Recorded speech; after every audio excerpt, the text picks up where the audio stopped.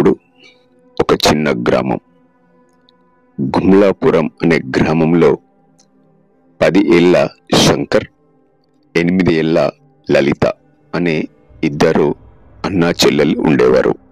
వారి తల్లిదండ్రులు రైతులు. రోజు కష్టపడి పంటలు పండించి పిల్లలను చదివించేవారు. కానీ ఆ ఇద్దరు పిల్లలకు ఒక చిన్న సమస్య ఉండేది. అదే తరచూ గొడవలు పడటం.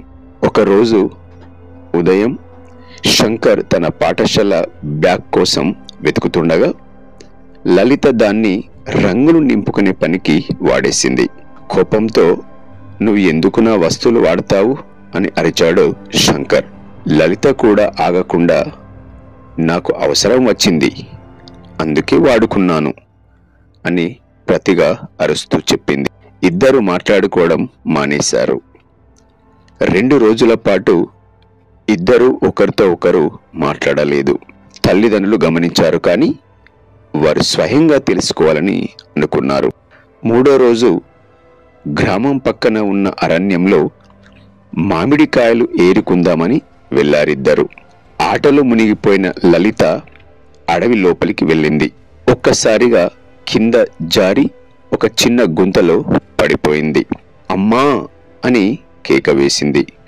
కానీ ఎవ్వరూ వినలేదు. ఆ శబ్దం శంకర్కి వినబడింది. అతడు పరిగెత్తుకుంటూ వెళ్ళాడు. తన చెల్లిని గుంతలో చిక్కుకున్నట్టు చూశాడు. "లలిత, భయపడకు, నేను ఉన్నాను" అన్నాడు శంకర్. వెంటనే పక్కన ఉన్న కొమ్మను విరగబట్టి తాడులా వాడి ఆమె చేతికి అందించి బయటకి లాగాడు.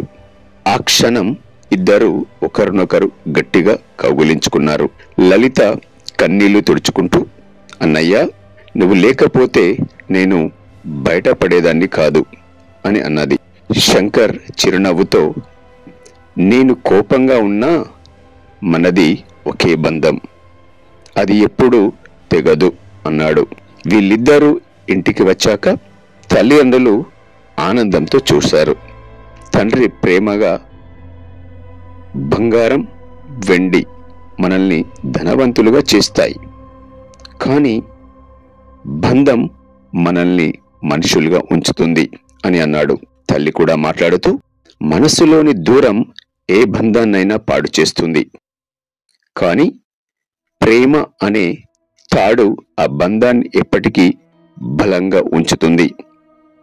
ఆ రోజు నుంచి శంకర్, లలిత ఎప్పుడూ ఒకరిపై ఒకరు కోప్పడినా "మన బంధం బంగారు తాడు, అది తెగకూడదు" అని చెప్పుకుంటూ మళ్ళీ నవ్వుకునేవారు.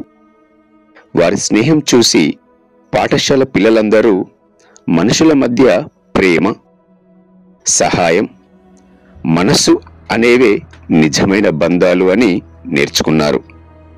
నీతి ఏమిటంటే, ప్రేమతో, సహాయంతో మనుషుల మధ్య బంధం బలంగా ఉంటుంది.